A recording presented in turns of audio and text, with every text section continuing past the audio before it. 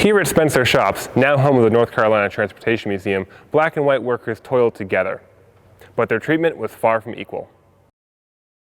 Southern Railway paid black workers less, refused to promote them to craftsman jobs, and forced them to use separate toilets, washrooms, and drinking fountains.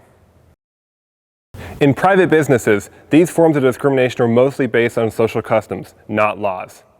They were finally outlawed by the Civil Rights Act of 1964. The toilet stalls in the back shop were suspended above the workstations.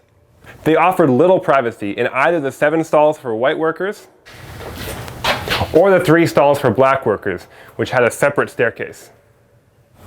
There were 2 such restrooms for workers on the main level, plus 1 in the now demolished mezzanine. Washrooms at either end of the building had 2 levels, 1 for blacks, 1 for whites. Segregation severely limited job opportunities, but the railroad provided some of the best paying jobs for black workers in the Jim Crow South. Among the only skilled trades available was that of locomotive fireman.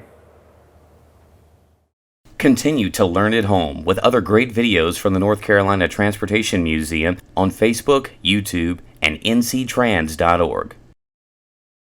The North Carolina Transportation Museum in Spencer is the museum that moves you.